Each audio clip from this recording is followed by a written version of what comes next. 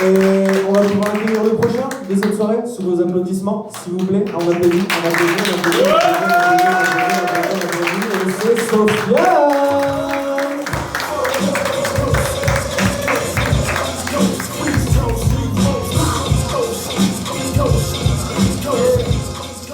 Bonsoir. Vous allez bien? Ouais. Vous pouvez faire un bruit pour Guélux, s'il vous plaît?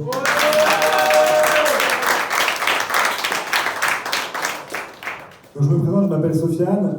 Comme il dit, je ne suis pas humoriste, moi je suis magicien. Et généralement, quand je dis que je suis magicien, il y a deux types de réactions. La première, c'est waouh, incroyable.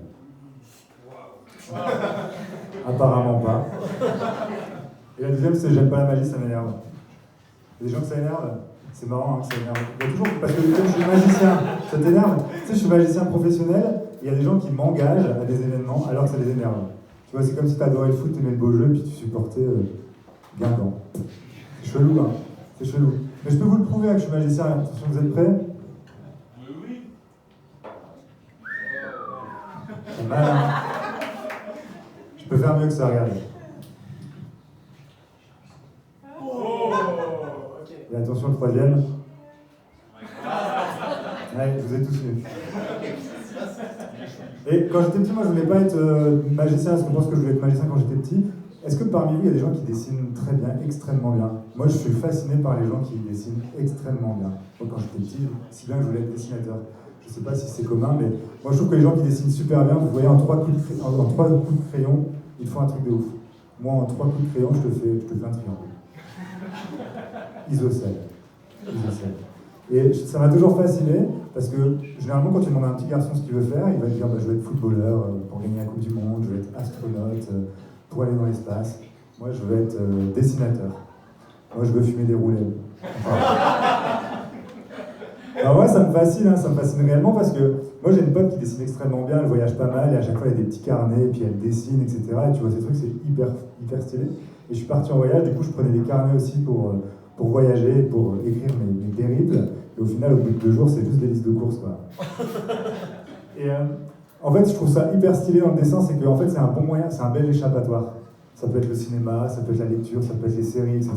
Et quand on regarde une série ou un film, on est tributaire de l'histoire. On peut choisir le film, mais on ne choisit pas trop ce qui se passe dans le film. Qu'un dessin, tu dessines ce que tu veux, et voilà, c'est réel. En tout cas dans ta tête, tu vois. Si je me dessine avec un ballon, bah ça y est, je suis un footballeur, et puis je joue la finale de la Coupe du Monde. Je me dessine dans l'espace, je suis dans l'espace.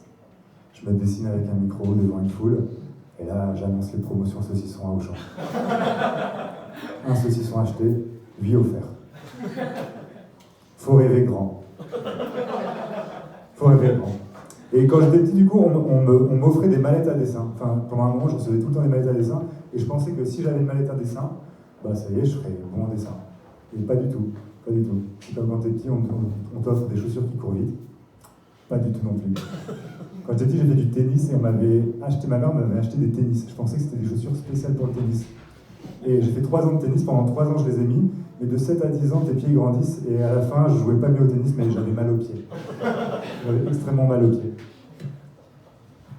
Et franchement, j'ai aucun talent. Vraiment, j'ai pas spécialement de talent en dessin. Excusez-moi, en dessin.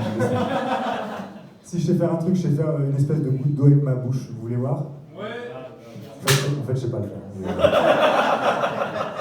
Du coup, je risque de rater. Non. Tu vois, voilà. Je m'étais un peu trop avancé. Mais je pense que souvent, il y a cette espèce de mythe sur le fait que le talent, c'est inné, qu'on est fait pour ça ou pas pour ça. Moi, je suis pas d'accord, j'y crois pas vraiment. Et d'ailleurs, il y a un livre qui est sorti récemment par une scientifique qui dit que le talent, c'est une fiction. Et qu'en fait, effectivement, on peut avoir des prédispositions génétiques, mais c'est pas ça qui va te faire devenir talentueux. Par exemple, on a tendance à définir Mozart ou Einstein comme des génies, mais il faut savoir que Mozart, son père, il était charron. Je peux vous dire, ça fait des Non, il était musicien. Merci si vous avez la ref. Non, son père, il était musicien, et en plus de ça, il avait créé une méthodologie pour apprendre la magie aux jeunes enfants. Donc tu vois, tout était fait pour qu'ils deviennent bons musiciens. Et Ouais, non, mais du coup, c'est multifactoriel et moi, je crois au travail et à la valorisation parce que je suis papa, j'ai 2 enfants et j'ai un enfant qui vient d'avoir 1 mois et j'ai une fille qui a 2 ans et demi. Et mon enfant qui a 1 mois, en vrai, il est nul, hein, il sait rien faire. Franchement, il sait rien faire. Il y a des trucs hyper faciles, dormir, il sait pas faire. Ou en tout cas, il le fait très mal. Alors que moi, tu me demandes de dormir, c'est hyper facile. C'est hyper facile. Et je le vois parce que ma fille, elle a 2 ans et demi. Et en vrai, au début, le langage, la marche, voilà, c'était chaud, hein, mais maintenant, elle marche bien. Elle parle relativement bien. Ça va, elle se débrouille. Elle sait dire parallélisme. Elle ne sait pas ce que ça veut dire, mais elle sait le dire. Et quand on a quand on a un second enfant, je ne sais pas si vous le savez, mais il y a souvent des épisodes de régression. En fait, l'aîné, comme il voit un nouveau frère ou une petite sœur, bah, du coup, il régresse un peu au niveau de ses parents, soit au niveau de la toilette, ou alors au niveau du sommeil. Moi, ma fille, c'est au niveau du langage. Pour dire papa, elle dit frère. Franchement, ça va pas du tout. Vous êtes chaud pour un petit tour de magie? Parce qu'en fait, je me suis rendu compte que grâce à ma fille qui me valorisait, je progressais en dessin. Parce qu'en fait, ça fait plus de 6 mois qu'elle me demande de dessiner tous les jours des animaux. Et à force, les animaux, je les fais hyper bien. Voilà. Du coup, j'ai un peu envie de mélanger un peu les deux. Tiens, c'est comment ton prénom? Edouard, ça te dérange de venir sur scène? Allez, faites du bruit pour Edouard.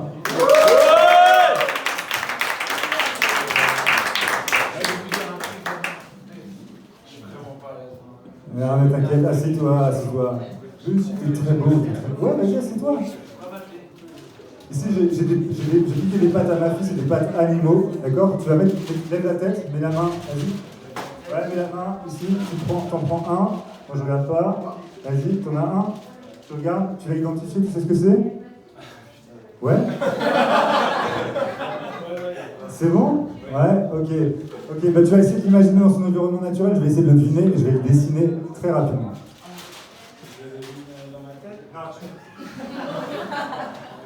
Ouais. Je suis magicien, mais je sais pas choisir mes spectateurs. Ok, tu vas juste penser à l'animal. Tu penses, tu me regardes, et moi je vais essayer de le deviner, de le dessiner assez rapidement. Et vous savez, en dessin, c'est très important, c'est les détails. Vraiment, c'est à ça que tu reconnais un animal. Par exemple, le lapin, c'est ses oreilles, le chameau, c'est sa bosse, et le labrador, c'est son aveugle derrière lui. Tu vois, c'est vraiment, les détails sont hyper importants. Donc ici, tu as ton animal. Ne dis rien, ne dis rien.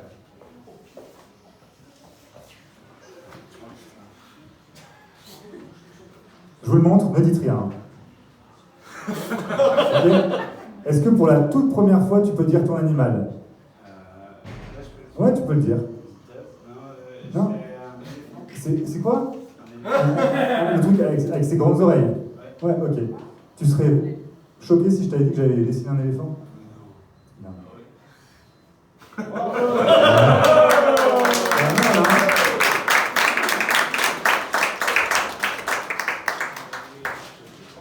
On va le refaire, vas-y. Remets la main, vas-y, mets ta main. Vas-y. Parce qu'on pourrait se dire, il n'y a que des éléphants, du coup c'est hyper facile. C'est bon, tu l'as?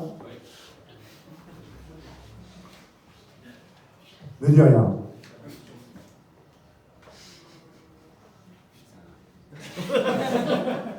Ok, je vous le montre, ne dites rien. Ok, est-ce que pour la toute première fois tu peux dire ton animal? Une girafe? T'es sûr? C'est vraiment une girafe. Je pensais l'avoir enlevé. C'est vraiment une girafe, mais elle est malade. Alors attendez. Elle a pas de cou, mais je suis magicien, regarde.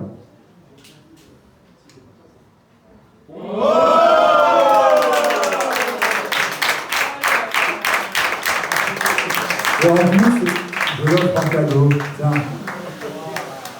Je me fais un maximum de rebondissements. Merci beaucoup. Bah, écoutez, ne perdez pas ces applaudissements, s'il vous plaît. Faites-moi un maximum de bruit pour le prochain. Faites un maximum de bruit pour Vincent, s'il vous plaît.